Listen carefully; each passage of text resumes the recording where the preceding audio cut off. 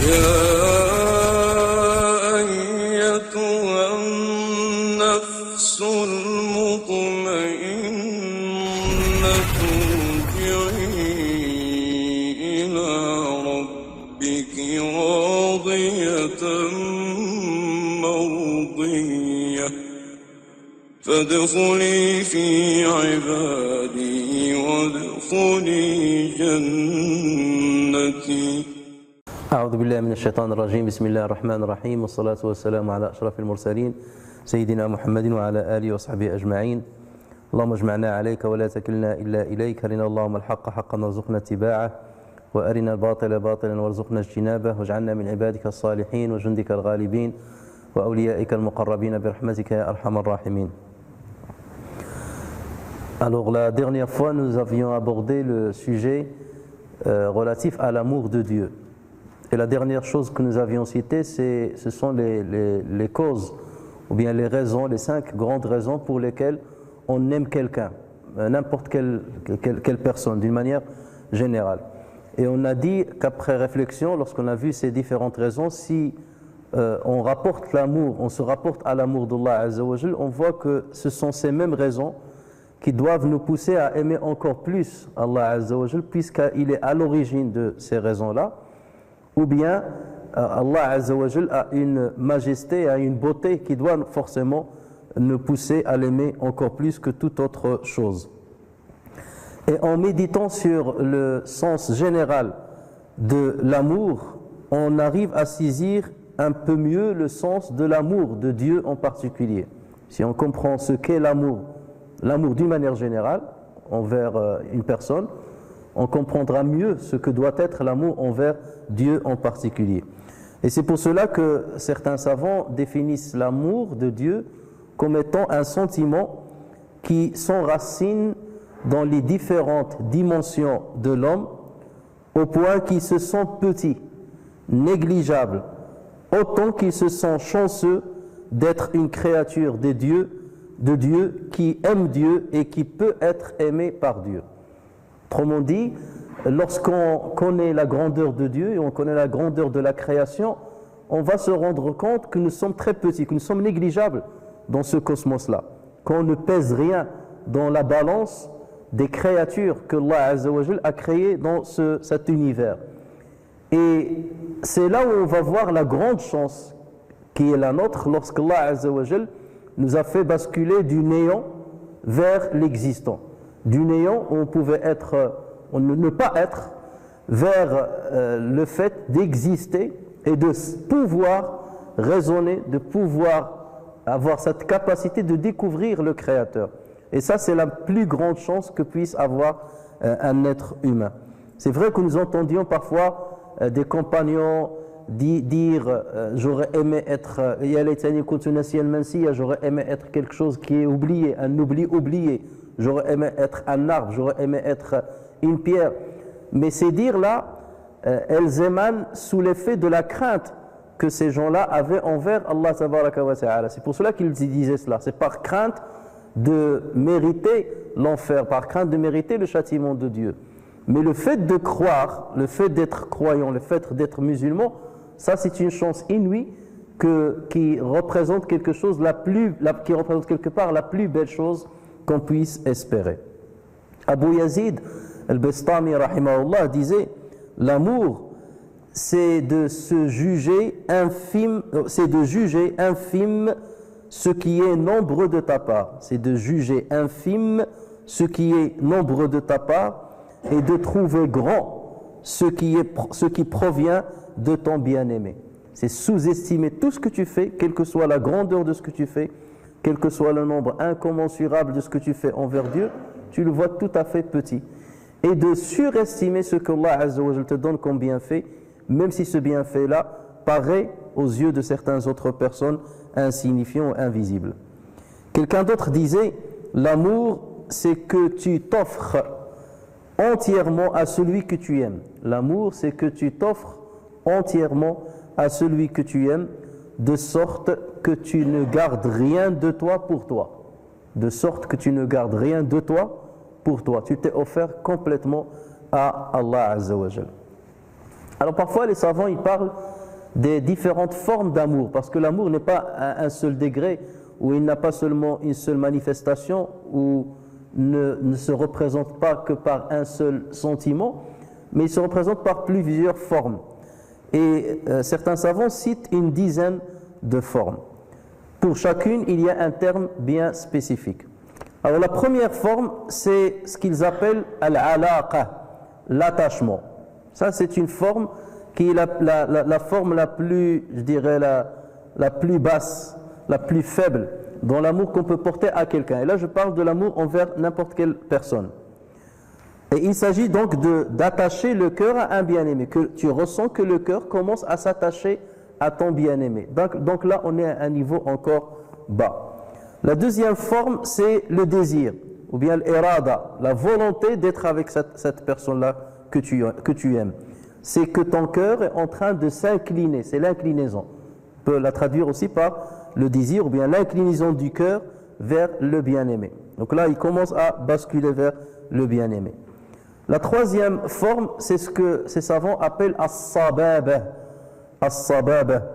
Et c'est ce qu'on peut traduire par le soupir ou bien l'aspiration du cœur. C'est que le cœur est aspiré par ton bien-aimé. Il ne t'appartient plus quelque part. Ça y est, il est sorti de toi et il s'est attaché à ton bien-aimé.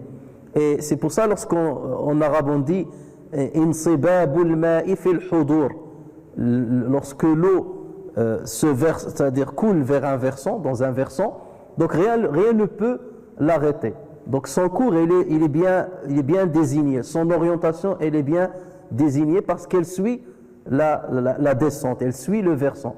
Donc c'est ça sababa, c'est que tes sentiments commencent à couler vers Allah Azza wa Jal et tu ne peux plus les rattraper parce que c'est comme s'ils sont dans un versant et ils ne peuvent pas faire le chemin arrière. La quatrième forme est appelée al-gharam. Et ça, c'est un terme qu'on connaît assez dans ce domaine-là et qu'on peut traduire par la passion. Et il s'agit de l'amour qui s'impose au cœur et ne le quitte plus. Donc là, ça y est, il s'est imprégné du cœur, il a maîtrisé le cœur, il a possédé le cœur et il ne peut plus donc le quitter. Et d'ailleurs, regardez, lorsque Allah Azza wa Jal parle de l'enfer, وَالَّذِينَ يَقُولُونَ رَبَّنَا اصْرِفْ عَنَّا عَذَابَ جَهَنَّمَ إِنَّ عَذَابَهَا كَانَ غَرَامًا. Donc le mot gharam, إِنَّ عَذَابَهَا كَانَ غَرَامًا, ça veut dire son châtiment, le châtiment de l'enfer est un malheur sans fin, qui ne finira pas, qui ne pourra pas diminuer, qui ne diminuera pas, sans fin. La cinquième forme de l'amour, c'est al-widad, qu'on peut traduire par l'affection et qui est quelque part la pureté de l'amour. Et d'ailleurs, un des noms d'Allah Azza wa Jal, c'est Al-Wadoud. Et les savants l'expliquent de deux manières. Al-Wadoud, ça veut dire celui qui est aimé, celui qui aime qui mérite d'être aimé, le seul qui mérite le vrai amour. Ou bien Al-Wadoud, c'est celui qui aime ses serviteurs. Donc ça peut être le nom du sujet comme le nom du complément d'objet. Celui qu'on aime ou celui qui aime. Et donc ça représente donc la pureté de l'amour. La sixième forme, c'est ce que certains appellent al-sharaf, et qu'on peut traduire par l'amour est perdu. L'amour est perdu. Et cela signifie que l'amour est arrivé dans les profondeurs du cœur et il a rempli complètement le cœur. Et d'ailleurs, les Arabes disent shiraful qalb, ça veut dire la paroi du cœur. La paroi du cœur, c'est shiraf. Et donc, lorsque cet amour-là s'est installé dans le cœur, a envahi le cœur, donc le cœur quelque part s'est gonflé, donc, et sa paroi s'est gonflée à son maximum. Et d'ailleurs, Allah Azza wa Jal reprend ce terme-là dans le Coran, on le retrouve dans l'histoire de Yusuf alayhi salam avec Mara'at al-Aziz, avec la femme du ministre. Lorsqu'Allah Azza wa Jal parle des femmes de la cité, وَقَالَتْ نِسْوَةٌ فِي الْمَدِينَةِ مَرَأَةُ الْعَزِيزِ تُرَاوِدُ فَتَاهَا عَنْ نَفْسِهِ قَدْ شَغَفَهَا حُبًّا. هذا هو الشغف. قد شغفها حبا. Les femmes de la cité dirent, la femme d'Al-Aziz essaie de séduire son valet, s'agissant de Yusuf alayhi salam, il l'a vraiment rendue folle d'amour. Shaghafaha hubba, il l'a rendue folle d'amour. Ça c'est l'extrême donc de l'affection amoureuse qu'on peut avoir envers une personne. La 7e forme de l'amour, c'est ce qu'on appelle al-ishq. Et c'est ce qu'on peut traduire par l'amour pathétique. Donc là, qui rend la personne folle, qui peut perdre sa raison et qui peut pousser certains parfois à se suicider lorsque son bien-aimé le quitte ou lorsque il lui arrive un malheur avec son bien-aimé. Néanmoins, on ne peut pas utiliser bien entendu ce terme s'agissant de la relation que nous avons envers Allah tabaraka wa ta'ala. On ne peut pas dire ashaqullah, ça ne se dit pas. Et on ne peut pas le faire dans le sens inverse, ça veut dire Dieu, l'amour que Dieu porte à son serviteur, on ne peut pas lui attribuer ce terme-là. La 8e forme d'amour, c'est ce qu'on appelle at-tatayyum, qui est une forme d'amour qui pousse celui qui aime à se soumettre à son bien-aimé. Il se soumet à lui, il devient à son service. Et vous voyez ce terme-là, at-tatayyum, il a un lien avec al-yutm. Al-yutm, c'est l'orphelinat. At-tatayyum, al-yutm, il y a une petite ressemblance. Être orphelin, ça veut dire être solitaire, être seul, avoir perdu son père ou sa mère, ou les deux, et rester seul. Et donc, tatayyum, c'est quelque part se sentir seul avec son bien-aimé. Ça veut dire quitter le monde entier, quitter tout ce qui nous entoure et se sentir seul au monde avec celui qu'on aime. La 9e forme de l'amour, c'est at-ta'abbud. At-ta'abbud, c'est ce qu'on traduit par l'adoration, al-ibada, l'adoration. Et il s'agit de l'adorateur dont le cœur est possédé par Dieu. Il est tellement possédé par Dieu qu'il n'est plus pour lui-même. Il devient un serviteur de son bien-aimé. A'budullah, ça veut dire je l'adore, ça veut dire je me mets à son service. Je sors de mon être pour être au service de mon Créateur. Et ceci constitue la pleine réalité de l'adoration et de la servitude. L'ubudiyya lillahi azza wa jal. Et c'est là, lorsque le prophète Allah azza wa jal a voulu parler du prophète Mohammed sallallahu alayhi wa sallam, le meilleur qualificatif par lequel il le désignait, c'est l'abd. Subhanalladhi asra bi'abdihi laylan. Et l'abd, ça veut dire le prophète sallallahu alayhi wa sallam est arrivé à ce grand degré d'amour où il s'est mis en servitude à Allah tabaraka wa ta'ala. Et la 10e forme, et c'est de loin la meilleure forme de l'amour, c'est al-khullah. Al-khullah, c'est ce qu'on peut traduire par l'amitié. C'est par l'amitié. Et comme vous le savez, les deux seuls humains qui sont arrivés à ce degré dans l'amour envers Allah Azza wa Jal, c'est Sayyidina Ibrahim alayhi salam et Sayyidina Muhammad sallallahu alayhi wa sallam. Dans le hadith rapporté par Muslim, le prophète sallallahu alayhi wa sallam dit: Dieu m'a élu comme ami. Inna Allah attakhadhani khalilan kama attakhadha Ibrahima khalila. Dieu m'a pris ou m'a élu comme ami à l'instar de Ibrahim qu'il a élu comme ami. Et dans un autre hadith authentique aussi rapporté par Muslim, le prophète sallallahu alayhi wa sallam a dit: si je devais choisir un ami, j'aurais choisi Abu Bakr comme ami, mais je suis l'ami d'Allah. Walakinni khalilu walakinna sahibakum khalilullah. Donc voici les quelques formes qui montrent la force du lien qu'a l'aimant envers son bien-aimé. Et donc de là on peut comprendre, on peut s'inspirer de ces appellations pour voir que certaines, justement pour découvrir que certains de ces termes-là peuvent être utilisés dans le lien qui lie l'être humain, le serviteur, à son Seigneur. Et il y a une forme, bien entendu, comme on appelait l'ishq, qu'on ne peut pas utiliser dans ce genre de relation noble. Lorsque le croyant éprouve de l'amour envers Allah tabaraka wa ta'ala, un vrai amour, un amour sincère, un amour véridique, ce n'est pas une prétention, un amour véridique, la première récompense qu'il va obtenir d'Allah Azza wa Jal, c'est que Allah Azza wa Jal va l'aimer. Voilà la récompense. Tu aimes Allah Azza wa Jal, cet amour va se renforcer, va grandir, et à partir d'un certain moment, Allah Azza wa Jalla te donne la récompense de ton amour qui est quoi? Il commence à t'aimer, il t'aime. Et si Allah Azza wa Jalla t'aime, ça c'est la meilleure des récompenses. Parce que, est-ce qu'on peut imaginer un instant que Allah Azza wa Jalla abandonnerait quelqu'un qu'il a aimé? Est-ce qu'on peut imaginer un instant qu'Allah Azza wa Jalla châtierait quelqu'un qu'il a aimé?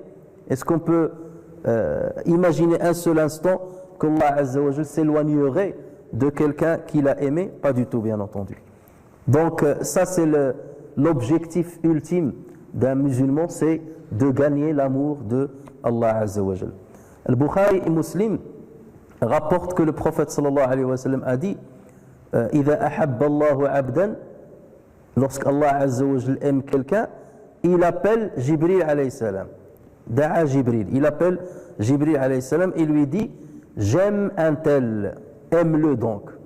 J'aime un tel, aime-le donc. Inni uhibbu fulanan fa'ahibbah. Donc imaginez déjà cela, que Dieu appelle Jibril et il lui dit j'aime un tel, et qu'il te cite par ton nom. Qu'il te cite, regardez ce privilège, il te cite par ton nom. Il lui dit j'aime un tel, aime-le. Et Jibril l'aime. Ensuite, il lance un appel dans le ciel. Donc Jibril alayhi salam lance un appel dans le ciel en disant Dieu aime un tel, aimez-le donc. Et donc cette personne-là va être aimée par les êtres célestes, par les anges en l'occurrence. Et les habitants du ciel l'aiment. Ensuite, on instaure son acceptation sur la terre. On instaure son acceptation sur la terre, ça veut dire que c'est quelqu'un qui va être aimé sur terre. Bien entendu, aimer, ça ne veut pas dire par tout le monde. Les égarés, les non-croyants, ainsi de suite, ne vont pas forcément l'aimer, mais il va être aimé par ceux qui aiment véritablement Dieu. Il va être aimé par les pieux, il va être aimé par les sincères. Dans un autre hadith Qudsi, Dieu explique la protection qu'il accorde à ceux qu'il aime et le moyen pour parvenir à son amour. Al-Bukhari rapporte sur Abu Huraira radiyallahu anhu que le prophète sallallahu alayhi wa sallam a dit, Allah Azza wa Jalla dit, donc le hadith Qudsi, يقول الله تعالى من عاد لي وليا فقد آذنته بالحرب. Je déclare la guerre à celui qui montre une hostilité envers l'un de mes élus. Man aada li waliyan. Ici on parle de l'wali. L'wali, on peut le traduire par l'élu ou par celui qui est aimé par Allah tabaraka wa ta'ala. Donc je déclare la guerre à celui qui montre une hostilité envers l'un de mes élus. Et qui peut supporter la guerre contre Dieu? Si Dieu déclare la guerre contre quelqu'un, pensez-vous que ce quelqu'un-là pourrait résister? Ensuite, Dieu dit, la chose qui m'est la plus chère, par laquelle mon serviteur s'approche de moi, c'est lorsqu'il s'acquitte d'une prescription que je lui impose. وَمَا تَقَرَّبَ إِلَيَّ عَبْدِي بِشَيْءٍ أَحَبَّ إِلَيَّ مِمَّا افْتَرَضْتُهُ عَلَيْهِ. Si vous voulez vous rapprocher de moi, ça veut dire si vous voulez mériter mon amour, la meilleure chose que vous puissiez faire, c'est d'accomplir les obligations que je vous ai instaurées, de respecter les injonctions que je vous ai faites. Ensuite, Allah Azza wa Jalla dit, mon serviteur, وَمَا زَالَ عَبْدِي يَتَقَرَّبُ إِلَيَّ بِالنَّوَافِلِ حَتَّى أُحِبَّهُ. Mon serviteur ne cesse de se rapprocher de moi par les œuvres surérogatoires, et on reviendra à ce point-là, par les œuvres surérogatoires jusqu'à ce que je l'aime. Donc le serviteur ne se contente pas seulement des observances religieuses obligatoires, les 5 prières, le jeûne du mois de Ramadan, le zakat, le mal, le pèlerinage, non. Il rajoute les œuvres surérogatoires liées à chacune de ces formes d'observance religieuse. Ça veut dire les prières surérogatoires, l'aumône surérogatoire, le jeûne surérogatoire, le umrah qui est l'acte surérogatoire associé et couplé au pèlerinage. Donc Dieu dit, mon serviteur ne cesse de se rapprocher de moi par les œuvres surérogatoires jusqu'à ce que je l'aime. Et lorsque je l'aime, je suis ou je deviens son oui avec laquelle il entend, sa vue avec laquelle il voit, sa main avec laquelle il saisit et son pied avec lequel il se déplace. Ça veut dire quoi? Ça veut dire que ce serviteur ne fait, ne dit, ne voit et n'entend que ce qui plaît à Dieu. Il est sous la protection divine. Il est sous la protection. Allah Azza wa Jalla est avec lui. Je deviens lui avec laquelle il entend, la main avec laquelle il saisit, le pied avec lequel il se déplace, la vue avec laquelle il voit. Allah Azza wa Jalla protège tous ses organes de sens, de sorte que ces organes-là filtrent quelque part ce qu'ils font. Ils ne font que du bien, par la grâce d'Allah Azza wa Jalla. Ensuite, Dieu dit, et s'il m'implore, c'est-à-dire si ce serviteur m'implore, je le comble, et s'il recherche refuge auprès de moi, je le protège. Donc, regardez le résultat de l'amour d'Allah Azza wa Jalla, l'amour envers Allah Azza wa Jalla, et le résultat de l'amour de Dieu envers son serviteur. Le Coran et la Sunna du prophète sallallahu alayhi wa sallam sont remplis de la mention de ceux que Dieu Azza wa Jalla aime parmi ses serviteurs, et il pilule aussi de l'évocation de ceux qu'il aime, de leurs œuvres, de leurs paroles ou de leurs vertus. Quelques exemples au niveau coranique. Allah Azza wa Jalla dit, Dieu aime ceux qui sont patients. Wallahu yuhibbu as-sabirin. Dieu aime ceux qui sont patients. Dieu aime ceux qui reviennent sans cesse vers lui. Inna Allah yuhibbu at-tawwabin wa yuhibbu al-mutatahhirin. Dieu aime ceux qui reviennent sans cesse vers lui. Il aime ceux qui se purifient. Allah Azza wa Jalla dit, Dieu aime en vérité ceux qui combattent dans son chemin en rang serré. En rang serré. Inna Allah yuhibbu alladhina yuqatiluna fi sabilihi saffan ka'annahum bunyanun marsud. Il ne suffit pas de combattre n'importe comment. Il faut combattre en rang. Donc il y a quelque part des règles à respecter, même lorsqu'on décide de combattre dans le sentier d'Allah Azza wa Jalla. On ne le fait pas selon notre passion, mais il y a des règles à respecter pour donner du sens à ce combat et pour donner justement des chances à une vraie victoire et non pas à un désastre comme on voit aujourd'hui. Allah Azza wa Jalla dit aussi فَإِنَّ اللَّهَ يُحِبُّ الْمُتَّقِينَ. Certes, Dieu aime le craignant, bien les craignants, ceux qui le craignent, Allah Azza wa Jalla dit وَاللَّهُ يُحِبُّ الْمُحْسِنِينَ. Certes, Allah aime les bienfaiteurs. Dans un autre verset, إِنَّ اللَّهَ يُحِبُّ الْمُتَوَكِّلِينَ. Dieu aime ceux qui placent confiance en lui. Donc vous voyez bien que quelque part Dieu aime tous ceux qui respectent les vertus salvatrices dont on est en train de parler. Nous allons parler de la reconnaissance, de la patience, tout ce dont on a parlé. Lorsqu'on respecte et lorsqu'on traduit ces valeurs-là, ces vertus-là dans notre comportement, Allah Azza wa Jalla forcément nous aime. Et de là, donc, on comprend que l'amour d'Allah Azza wa Jalla englobe, c'est-à-dire englobe toutes les vertus salvatrices. De même, la sunna du prophète sallallahu alayhi wa sallam est remplie d'expressions qui parlent de ceux que Allah Azza wa Jalla aime, style les œuvres les plus agréables à Dieu sont telles et telles. Ahabbul a'mali ila Allahi kada wa kada. Ahabbul a'mali ila Allahi adwamuha wa in qall. Les meilleures œuvres auprès d'Allah Azza wa Jalla sont ceux qui perdurent dans le temps, même s'ils sont minimes. Donc quelqu'un qui fait une œuvre et il maintient sur cette œuvre-là, surrogatoire, mais il la fait tout le temps, dans le temps, et il perdure dans son accomplissement, Allah Azza wa Jalla finira par l'aimer. Dieu aime ceci, Dieu aime cela. Dieu aime qu'on use de ses dispenses. Inna Allah yuhibbu an tu'taru khassuh. Donc lorsqu'Allah te donne des dérogations, et lorsque tu es dans une situation où tu as le droit d'utiliser cette dérogation, Allah aime à ce que tu prennes en compte cette dérogation. Comme le voyage par exemple, la prière du voyageur. Donc Allah aime à ce qu'on l'accomplisse, puisque c'est une dispense qu'Allah Azza wa Jalla nous a donnée. Donc vous voyez bien que si l'amour de Dieu disparaît, toutes les vertus salvatrices de l'islam disparaîtraient, ou n'auront aucun sens. Elles n'auront aucun sens. Craindre Dieu sans l'aimer, ça n'a pas de sens. Voilà. Se repentir devant Dieu sans l'aimer, ça n'a pas de sens. Patienter devant l'épreuve sans aimer Dieu, ça n'a pas de sens. Donc quelque part, l'amour de Dieu est une condition sine qua non pour donner vie et pour donner de l'essence à toutes les vertus de l'islam. Voilà pourquoi cette vertu-là, c'est de loin la plus importante.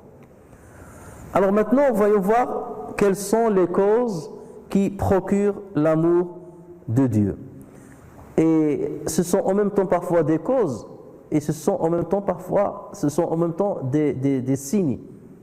Ça peut être une cause et un signe. On va voir pourquoi. La première cause qui procure l'amour de Dieu, c'est la lecture du Coran. La lecture du Coran en méditant attentivement son texte et en saisissant ses significations pour le comprendre.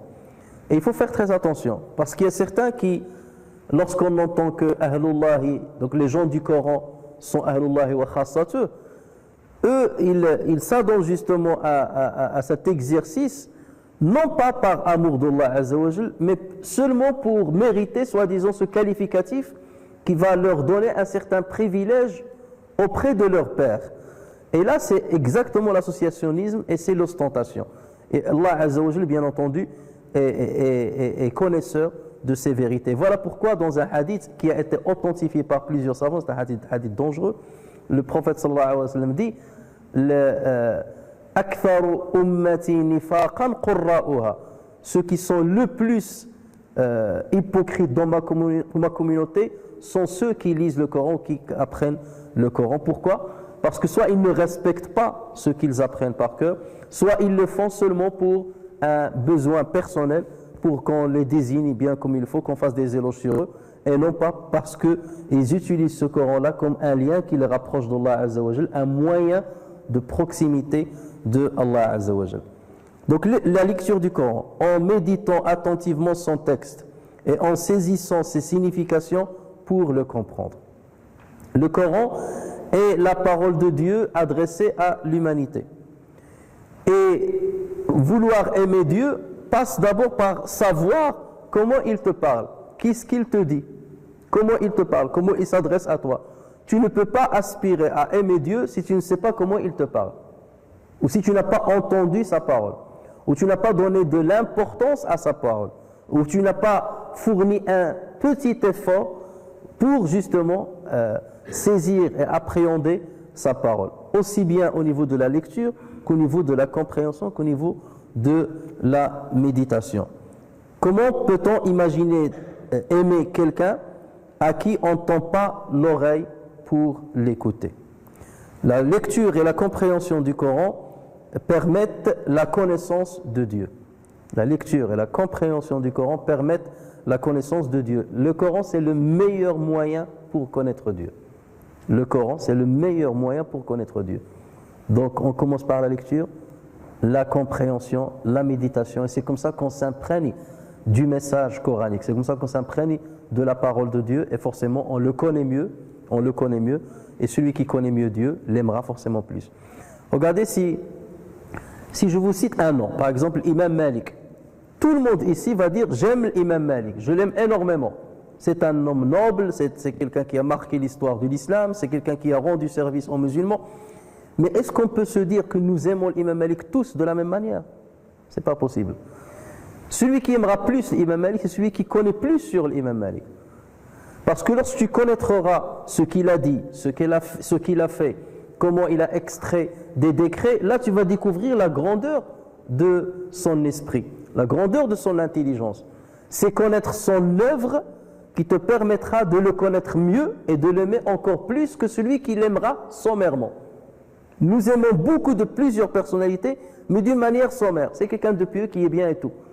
Mais c'est pas pour autre. Mais ceux qui connaissent les détails de la vie de ces personnes-là vont forcément les aimer encore plus.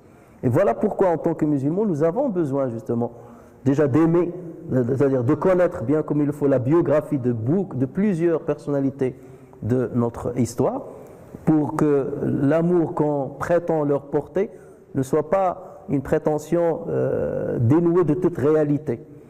Et voilà pourquoi nous avons besoin de connaître encore plus Allah Azza wa Jal, pour que l'amour sommaire qu'on prétend se transforme en un amour véritable, réel, profond et raisonnable. Et ceci, bien entendu, passe d'abord par le Coran al-Karim. Voilà pourquoi Allah Azza wa Jalla, lorsqu'il a parlé de la mission du prophète sallallahu alayhi wa sallam, il a dit وَالَّذِي بَعَثَ فِي الْأُمِّيِّينَ رَسُولًا مِّنْهُمْ يَتْلُو عَلَيْهِمْ آيَاتِهِ وَيُزَكِّيهِمْ وَيُعَلِّمُهُمُ الْكِتَابَ وَالْحِكْمَةَ. Le kitab, il leur récite le Coran, yuzakkihim, il les purifie, et la purification ne peut pas se faire sans le message coranique. Il leur enseigne. Le kitab, ça veut dire le livre, ou al-hikma, ça veut dire le message qui est englobé dans le Coran. Certains disent le hikma, c'est la parole du prophète sallallahu alayhi wa sallam, mais sa parole, il l'a extrait d'où? Sa parole, il l'a extrait du message divin, qui se trouve bien entendu dans le Coran. Donc tout tourne autour du Coran.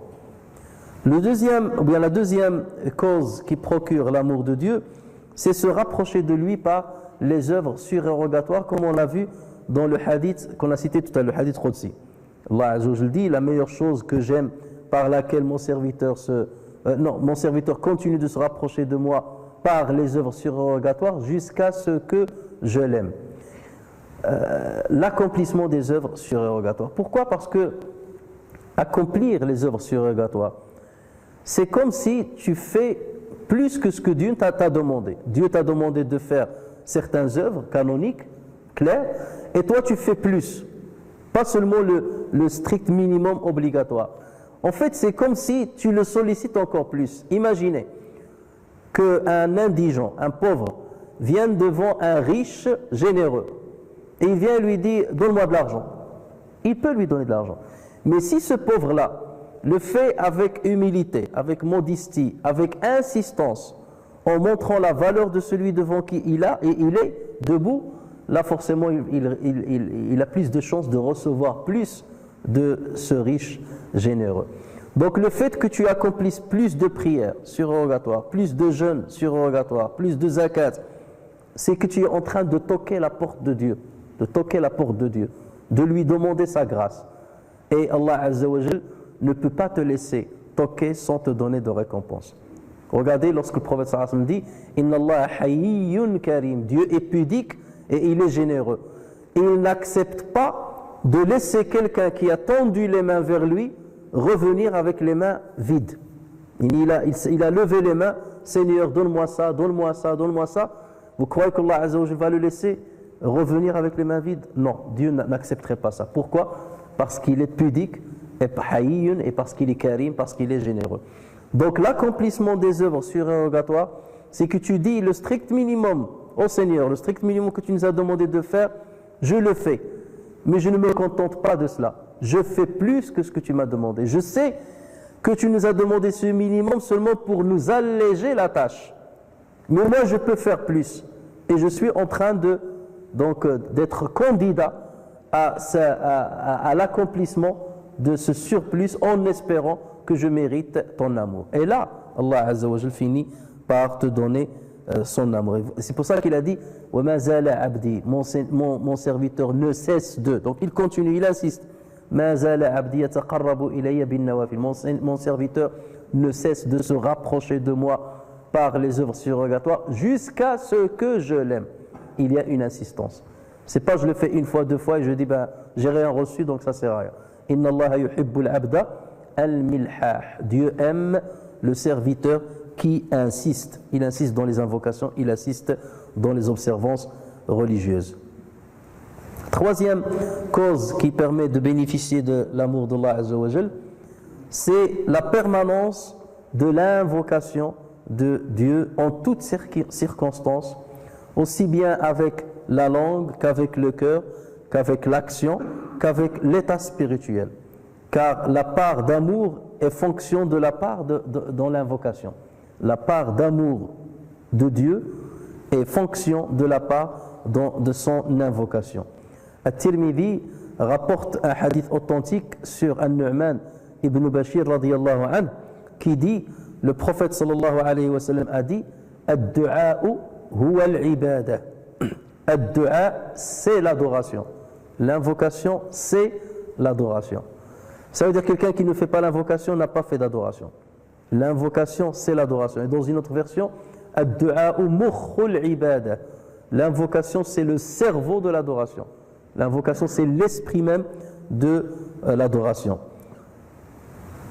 Et comme on l'a dit tout à l'heure, parmi les formes, les 10 formes qu'on a citées d'amour, on a cité ta'abbud, on a cité l'adoration. Donc c'est ça, lorsque le prophète dit l'invocation c'est l'adoration, ça veut dire l'invocation c'est l'amour de Dieu, puisque l'adoration c'est une forme de l'amour de Dieu. L'invocation c'est l'amour de Dieu.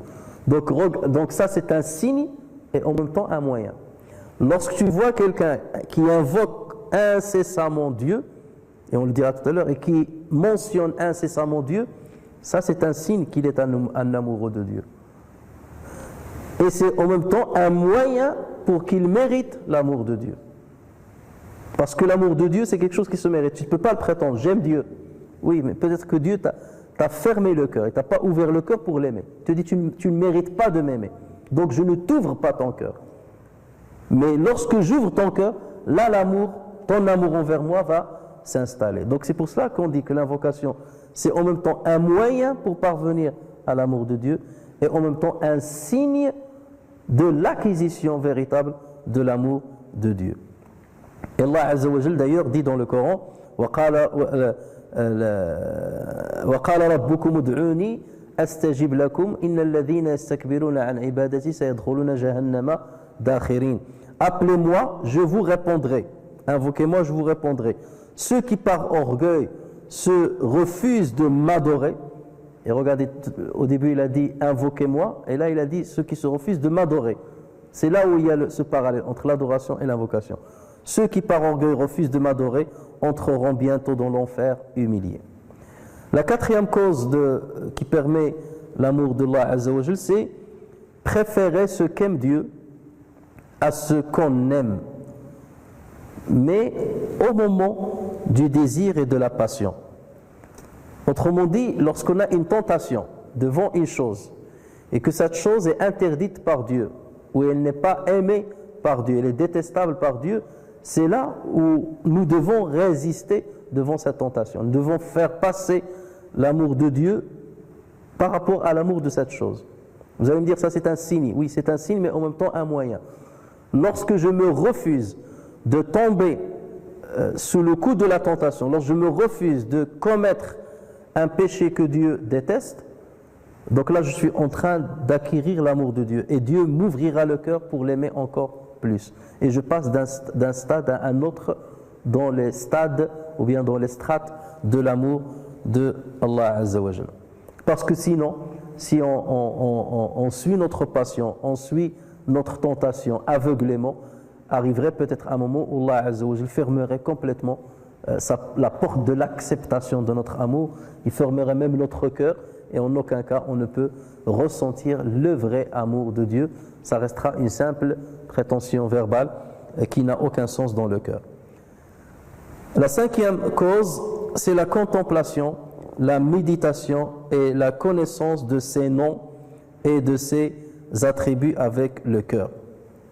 C'est un signe, mais en même temps un moyen aussi.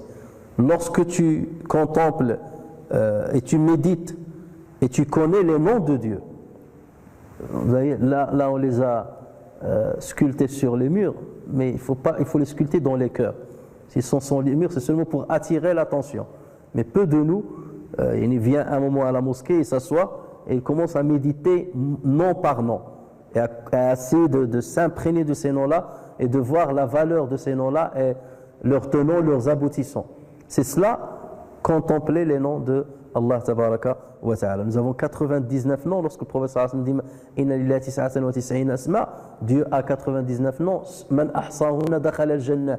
Celui qui les dénombre ou celui qui les compte entrera au paradis. Les comptes, ça ne veut pas dire 1, 2, 3, 4, 5, 6. Non, mais il les compte avec le cœur.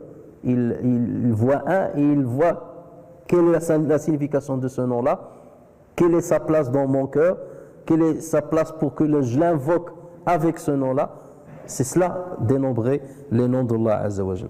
Et Dieu dit à cet égard, c'est à Allah qu'appartiennent les noms les plus beaux, invoquez-le par ces noms. Lillahi al-asma'ul husna fad'uhu biha.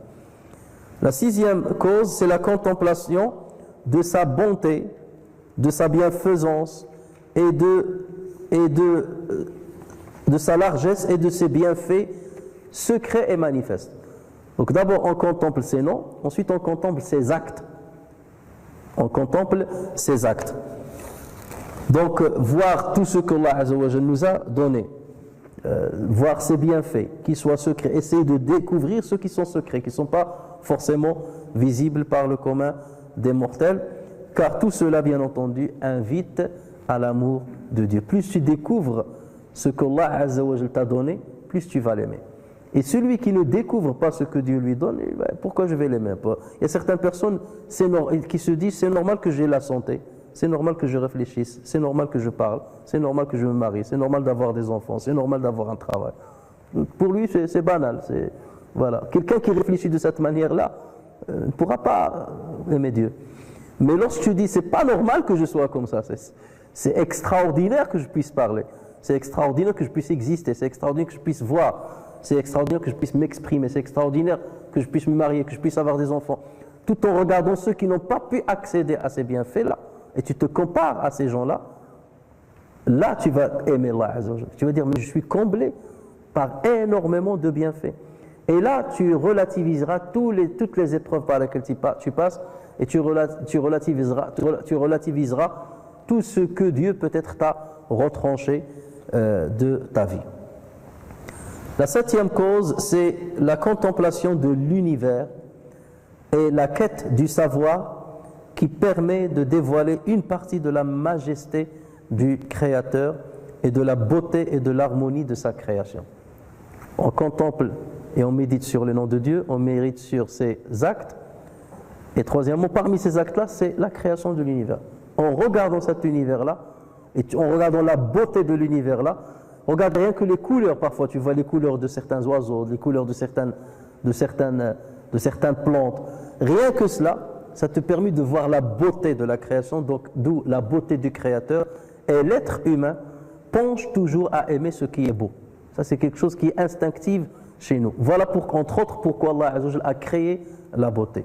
Et si on n'a pas ce sens perfectionné, malheureusement parfois c'est ce qui manque aux musulmans. Ce raffinement dans tout ce qui est beau, voir tout ce qui est ordonné, harmonieux, beau, équilibré. Il y a certains, ça ne l'intéresse pas, même dans sa vie. Tu vois ses habits, tu vois comment il mange, tu vois comment il dort, tu vois. Tout est dans le déséquilibre total. Il ne peut pas avoir un raffinement dans son esprit pour voir la beauté de la création de Dieu. Si Allah Azza wa Jalla parle que parmi les récompenses qu'il nous donne dans le-delà, c'est la beauté du paradis, ce qu'il y a dans le paradis, encore faut-il savoir ce qu'est la beauté.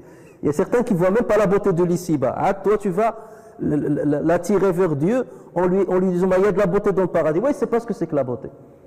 Mais lorsque tu as l'esprit de détecter et de saisir et d'appréhender la beauté de l'ici-bas, et Dieu après il te dit dans le-delà il y a encore mieux, là tu vas dire j'aspire à ça justement.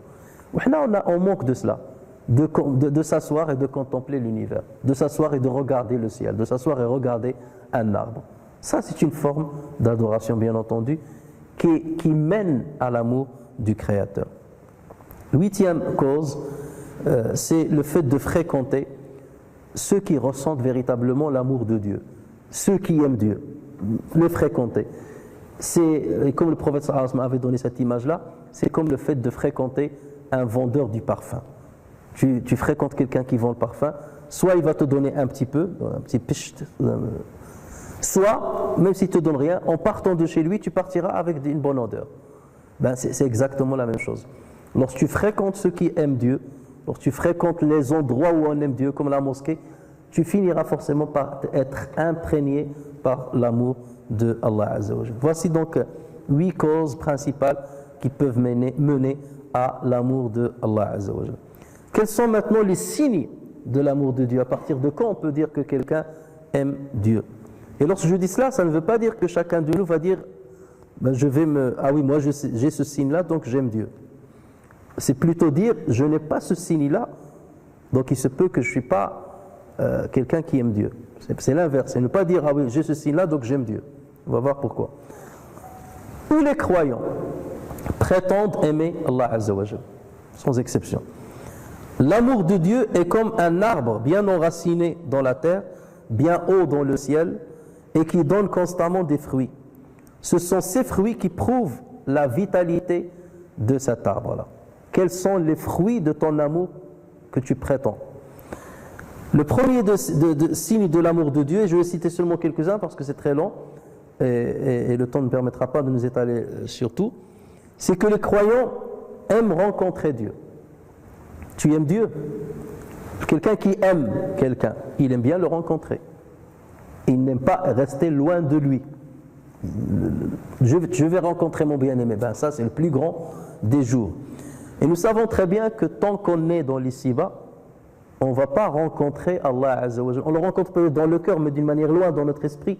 Mais la vraie rencontre d'Allah Azza wa Jal ne peut s'opérer que lorsqu'on bascule dans le delà. Ça suppose quoi donc? Ça suppose aimer la mort, ce qui est difficile. Et le prophète sallallahu alayhi wa sallam dit: Man ahabba liqa'a Allahi ahabba Allahu liqa'a. Celui qui aime la rencontre de Dieu, Dieu aimera sa rencontre. Et celui qui déteste la rencontre de Dieu, Dieu détestera sa rencontre. Comment on peut expliquer ce hadith? Alors que la majorité des êtres n'aiment pas la mort. Ils n'aiment pas la mort. Là, il faut d'abord se poser la question: pourquoi je n'aime pas la mort? On n'aime pas la mort pour trois raisons principales. Je n'aime pas la mort parce que je ne me sens pas prêt encore pour rencontrer Dieu. Je me dis, je n'ai pas fait grand-chose.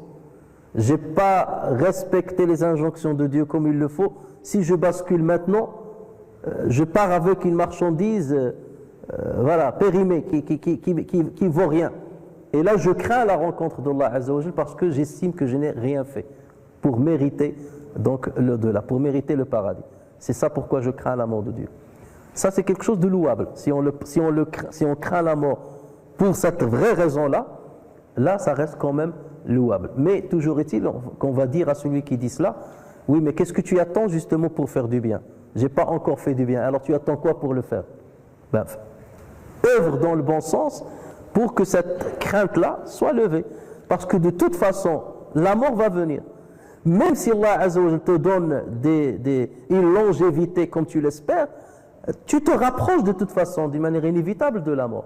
Donc qu'attends-tu justement pour estimer avec toute modestie que tu as fait quand même quelques œuvres qui mériteraient peut-être qu'Allah Azza wa Jal me comble de sa miséricorde, qui ne me font pas mériter forcément le paradis, mais qui me font mériter la miséricorde d'Allah Azza wa Jal pour qu'il me fasse entrer au paradis. La deuxième raison pour laquelle on peut détester de mourir, c'est parce qu'on est attaché à la vie. Je me dis, je suis en train de croquer la vie, il y a des plaisirs encore, ben j'en profite et je ne veux pas m'en écarter. Et celui qui déteste la mort parce qu'il s'attache à la vie, c'est, on va dire, sa foi, il faut qu'il revoie sa foi. C'est qu'il n'a pas une vraie foi. Parce que celui qui a la vraie foi, le monde d'ici-bas devient pour lui une illusion. C'est un mirage derrière lequel il ne doit pas courir. Et dans ce cas, il doit aspirer à l'au-delà. Donc là, bien entendu, c'est très grave que la personne déteste la mort parce qu'il veut croquer la vie. J'ai des projets encore, je veux ceci, je veux cela, je veux cela. Et malheureusement, vous trouvez des gens qui dépassent la soixantaine, la 70 ans, 80 ans, et ils sont encore attachés à la vie. Encore. Tu lui dis, mais qu'est-ce qui te reste? Te reste plus... Non, il est encore attaché à la vie. Il n'y a plus de raison. Et la troisième cause qui nous fait parfois détester la mort, c'est de dire: il y a d'autres personnes qui sont dépendantes de moi. Et ma présence sur terre est nécessaire pour elles. J'ai encore des enfants, ils sont encore en bas âge, il faut que je garantisse leur avenir. J'ai encore ma femme qui n'a pas de travail ni rien. Si je pars maintenant, je ne vais rien leur laisser comme héritage, comment ils vont faire? J'ai mes parents qui, si je meurs avant eux, comment ils vont vivre après moi?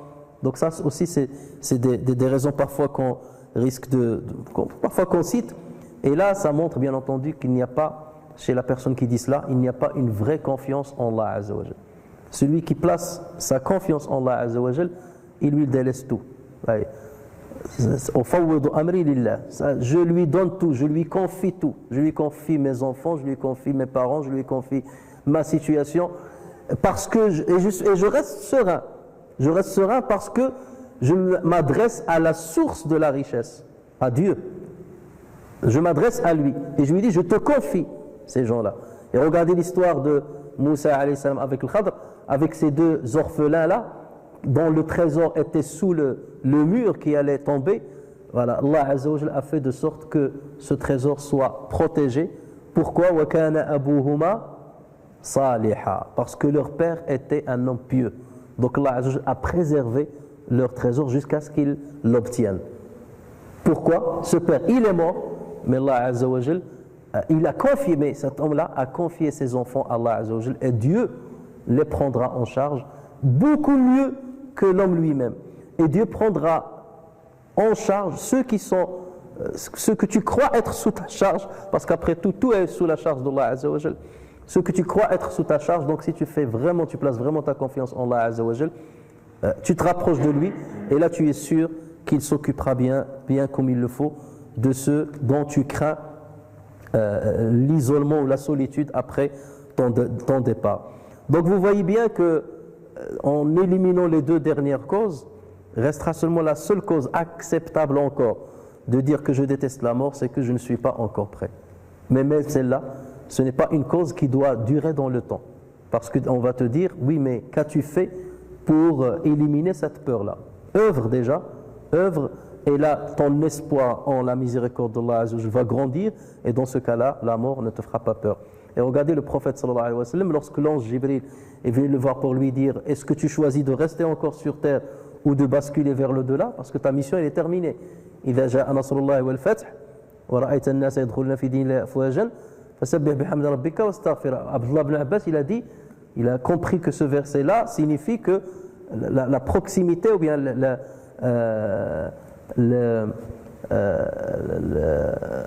proximité de la mort du prophète sallallahu alayhi wa sallam. Pourquoi? Parce qu'il sait que si la mission du prophète sallallahu alayhi wa sallam est terminée, il n'a rien à faire sur terre. Ça y est. Et le prophète sallallahu alayhi wa sallam, il a dit, je préfère l'au-delà. Comme tous les prophètes, je préfère basculer vers l'au-delà, rencontrer Allah tabaraka wa ta'ala. Et voilà pourquoi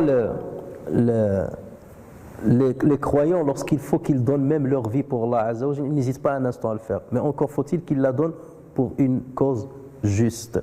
Allah Azza wa Jalla dit à ce propos, certes Allah a acheté, inna Allah ashtara min al-mu'minina anfusahum wa amwalahum bi anna lahum al-jannah. Certes Allah a acheté des croyants, leurs personnes et leurs biens en échange du paradis. Nous connaissons énormément d'histoires de compagnons qui ont accompli le jihad fi sabilillah, lorsqu'Allah Azza wa Jalla les a appelés à un jihad juste, et que le prophète les a appelés à un jihad juste, ils n'ont pas hésité à donner leur vie pour Allah tabaraka wa ta'ala. C'est la preuve même et le grand signe de l'amour d'Allah Azza wa Jalla. L'imam Thawri et l'imam Bishr ibn al-Harith al-Hafi rahimahumullah disent لا يكره الموت إلا مريب لأن الحبيب على كل حال لا يكره لقاء حبيبه. Ne déteste la mort que celui qui manque de certitude. Ne déteste la mort que celui qui manque de certitude, car l'amoureux, celui qui aime Dieu, car l'amoureux, quel que soit son état, ne déteste pas la rencontre de son bien-aimé. Car l'amoureux, quel que soit son état, ne déteste pas la rencontre de son bien-aimé. Donc s'il y a encore une hésitation à ce niveau-là, c'est qu'il n'y a pas un vrai amour comme on le prétend. Le deuxième signe de l'amour de Dieu, c'est bien entendu s'écarter des péchés. Celui qui aime véritablement Dieu se soumet à ses injonctions et s'écarte de ses interdictions. Malgré cela, l'être humain reste faible et il peut commettre des péchés. Est-ce pour autant qu'on va dire que ceci c'est un signe qu'il n'aime pas Allah Azza wa Jal? Pas du tout. Donc s'écarter des péchés est un signe de l'amour de Dieu. Tomber dans le péché, ça ne veut pas dire forcément que la personne n'aime pas Dieu. Non, la personne peut aimer Dieu sommairement, mais son amour est incomplet. Quelqu'un qui tombe dans le péché, on va dire son amour de Dieu est incomplet, mais on ne va pas lui retirer complètement la possibilité d'aimer Allah Azza wa Jal. Le Bukhari rapporte un hadith sur Abu Huraira radiyallahu anhu qu'on ramenait souvent au prophète sallallahu alayhi wa sallam un homme en état d'ivresse. Et cet homme, il s'appelait, d'après d'autres versions, Nu'ayman. On le ramenait au prophète sallallahu alayhi wa sallam, en état d'ivresse. Et le prophète sallallahu alayhi wa sallam, un jour, il a demandé à ce qu'on le frappe. Elle le frappe pour qu'il ne le refasse plus. Et donc, le Bouraïl a dit, certains de nous le frappaient avec la main, certains le frappaient avec les chaussures, les autres le frappaient avec leurs tissus, avec leurs habits, donc ils le frappaient avec les habits. Et lorsqu'ils ont terminé de le frapper et que l'homme est parti, un homme a dit, qu'est-ce qu'il a commis comme péché cet homme-là? Que Dieu l'humilie. Et pourquoi il commet ces péchés-là? Que Dieu l'humilie. Et là, le prophète sallallahu alayhi wa sallam lui a dit, n'insultez pas votre frère, car il aime Allah et son prophète. N'insultez pas votre frère, même s'il buvait de l'alcool, il aime Allah et son prophète. Donc là, ce hadith-là nous montre que c'est pas parce que quelqu'un a commis un péché qu'il n'aime pas Allah Azza wa Jal, mais on va dire qu'il n'a pas la complétude de l'amour de Allah Azza wa Jal. Il faut qu'il se remette en cause et il faut qu'il s'écarte de ces péchés-là pour qu'il ait le vrai amour de Dieu et qu'il donne le signe de son vrai amour de Dieu. Le Fudayl ibn Iyad dit, إذا قيل لك أتحب الله تعالى, si on te dit est-ce que tu aimes Dieu, comment tu dois répondre? Il a dit إذا قيل لك أتحب الله, si on te dit est-ce que tu aimes Dieu, فاسكت, tais-toi, ne réponds pas. Si on te dit est-ce que tu aimes Dieu, فاسكت فإنك إن قلت لا كفرت, si tu dis non, tu t'es apostasié. Si tu dis est-ce que tu aimes Dieu, non, tu t'es apostasié. وإن قلت نعم فليس وصفك وصف المحبين, si tu dis oui, alors tu as menti. Parce que ceux qui aiment véritablement Dieu sont modestes, sont humbles et n'osent jamais dire moi j'aime Dieu. Donc il te dit, si on te pose cette question, tais-toi. Si tu dis non, tu es apostasié. Si tu dis oui, c'est une prétention et tu n'as pas la caractéristique de ceux qui aiment véritablement Dieu, parce que ceux qui l'aiment véritablement n'ont pas cette prétention-là et ne se targuent jamais de dire qu'ils aiment Allah Azza wa Jal, parce que là c'est comme tazkiyat an-nafs. Or Dieu dit fala tuzakku anfusakum huwa a'lamu biman ittaqa. Un savant dit laysa fil jannati na'imun a'la min na'imi ahli al-ma'rifati wal mahabba. Il n'y a pas dans le paradis un délice mieux que celui des gens de la connaissance et de l'amour. C'est ceux qui ont le plus haut degré, la connaissance et l'amour. Et il n'y a pas dans l'enfer un châtiment pire que celui de ceux qui prétendent la connaissance et l'amour alors qu'ils n'en possèdent rien. Ceux qui prétendent la connaissance, l'ilm, alors qu'ils n'ont pas, qui prétendent l'amour de Dieu alors qu'ils n'ont pas, alors qu'ils n'en possèdent rien. Ceux-là, c'est les pires des gens et ils auront les pires des châtiments. Et bien entendu, les hypocrites font partie de cela parce qu'ils prétendent croire en Dieu alors que ce n'est pas le cas. Le troisième signe de l'amour de Dieu, c'est de trouver l'apaisement du cœur lorsqu'on l'évoque. Lorsque tu évoques Allah Azza wa Jal, que ce soit à travers la lecture du Coran, que ce soit à travers l'invocation, que ce soit à travers le rappel, qu'il soit verbal ou par le cœur ou par l'état spirituel. Donc là, c'est un signe de l'amour d'Allah. Lorsque tu vois quelqu'un toujours lié à Dieu, soit par la lecture du Coran, soit par le dhikr, subhanallah, alhamdulillah, il a son esprit toujours présent avec Allah tabaraka wa ta'ala, ça c'est un signe que cet homme-là aime véritablement Allah Azza wa Jal. Et lorsque tu vois quelqu'un qui est loin de ce domaine-là, le Coran, le rappel de Dieu, il est loin. Et même lorsqu'il prend le Coran, il est lourd pour son cœur. Il trouve de la lourdeur à le lire. Ou lorsqu'il faut faire dhikr, il se hâte à le terminer rapidement. Il trouve le temps long à invoquer Allah Azza wa Jal, à mentionner 100 fois subhanallah, alhamdulillah, akbar. Parfois, lorsqu'on voit des gens, dès qu'ils terminent leur prière, ils veulent respecter la sunna du prophète sallallahu alayhi wa sallam. C'est quoi la sunna après la fin de la prière? De dire subhanallah combien de fois? 33 fois. Alhamdulillah 33 fois. Allahu akbar 33. Ça c'est de la mention de Dieu. Mais lorsqu'on voit la personne le faire en 1 minute, lorsque tu vois la personne bouger les doigts comme ça, la ilaha illallah, et il part. On va dire que cette personne-là a invoqué Dieu. C'est ça l'invocation de Dieu. Comment tu as fait en 1 minute de mentionner subhanallah 33 fois, alhamdulillah 33 fois, Allahu akbar 33 fois? Tu les as mentionnés, mais une mention avec un cœur absent. C'est ça, c'est ça. Vaut mieux que tu ne le dises pas dans ce cas. Vaut mieux, c'est pas ça. Lorsque tu dis Subhanallah, lorsque tu dis Alhamdulillah, tu dois savoir ce que ça veut dire, Alhamdulillah. Au moins, prononce-la comme il le faut. Et ne bouge pas les doigts comme ça, comme si on est en train de jouer. C'est pas cela l'évocation de laquelle on parle. Et quelqu'un qui aime Dieu ne trouve pas le temps long lorsqu'il l'invoque. Au contraire, il trouve le temps court lorsqu'il l'invoque. Il trouve la prosternation courte pour qu'il lui demande et qu'il lui exprime ce qu'il ressent envers lui. C'est à partir de là qu'on peut tester si on porte véritablement un amour à Dieu ou pas. Regardez comment il est notre prière, comment on trouve le temps pendant notre prière, comment on trouve le temps dans l'évocation d'Allah Azza wa Jalla. Si on le trouve lent, c'est qu'on est encore loin. Si on le trouve, c'est passé rapidement, c'est qu'on est en chemin. Et bien entendu, tout est perfectible. L'amour qu'on a envers Allah Azza wa Jalla doit s'améliorer jour après jour. Parce que personne ne peut prétendre qu'il est arrivé au degré des prophètes. Donc tout cela, c'est pour dire que chacun de nous doit maintenant plus se concentrer sur les manquements qui sont les siens au niveau de l'amour de Dieu pour essayer de combler les brèches et essayer d'acquérir un véritable amour de Allah Azza wa Jal. Mutarraf ibn Abi Bakr dit: l'amoureux ne se lasse jamais de l'évocation de son bien-aimé. Et regardez, lorsqu'il s'agit d'une personne, là tu te lasses jamais de penser à elle ou quelque chose comme ça. Mais lorsqu'il s'agit de Dieu, est-ce que tu ressens la même chose? Est-ce que tu te lâches ou pas? Donc c'est là où il faut poser la question. Yahya ibn Mu'adh dit: celui qui n'a pas trois choses n'est pas un amoureux de Dieu. Il préfère la parole de son bien-aimé par rapport à la parole des hommes. Autrement dit, il préfère la parole du Coran. Il préfère le Coran par rapport à toute autre parole, qu'elle soit de la poésie, que ce soit de la littérature. Le Coran, c'est ce qui l'inspire le plus. Il préfère la rencontre de Dieu plutôt que la rencontre des hommes. La rencontre de Dieu pendant qu'il est encore vivant, c'est la mosquée. Un